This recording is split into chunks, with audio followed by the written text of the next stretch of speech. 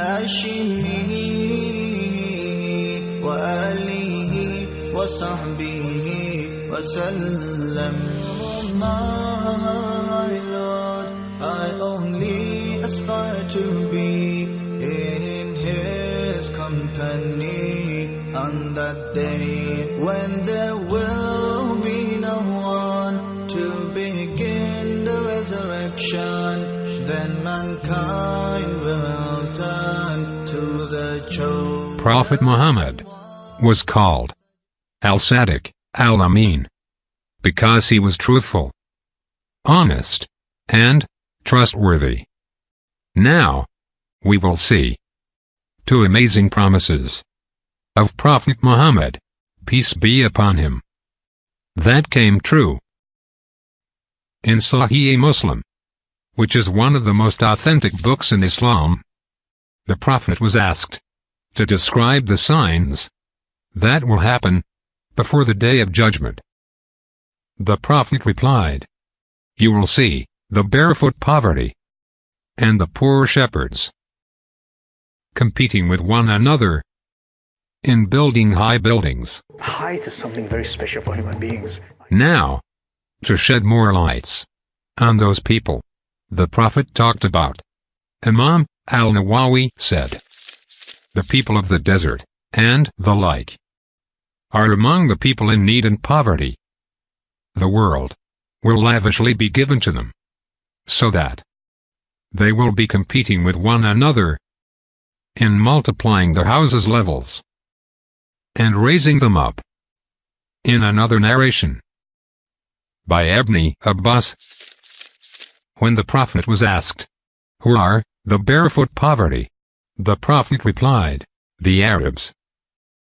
This prophetic hadith is clear and applies to what we currently witness in the Arab Peninsula. The Prophet spoke about signs.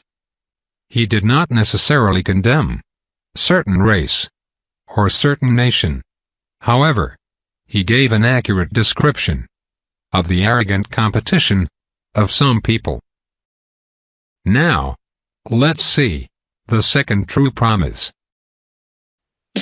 As predicted by Prophet Muhammad, Islam is the world's fastest growing religion.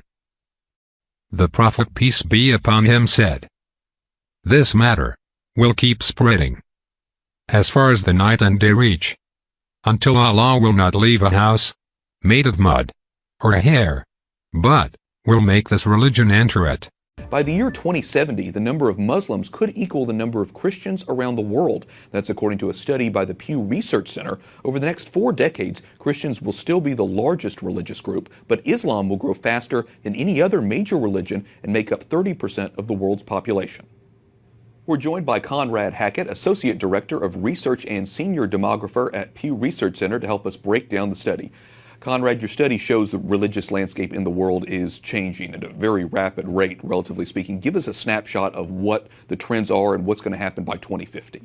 Well, the biggest pattern is that while Christians are the largest group in the world, Muslims are growing fastest, twice as fast as the world's population, about twice as fast as Christians, who are roughly keeping pace with global population growth.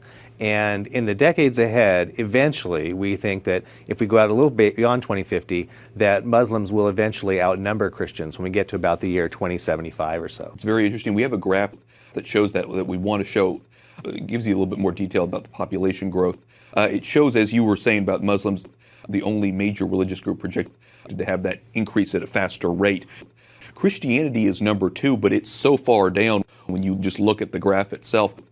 What exactly is happening with the growth rate of Christianity itself? Globally, Christians are outpacing all religious groups except for Muslims as far as growth goes. So it's a mix of a decline in some parts of the world, Western nations, as a share of the population, but then growth in the global South.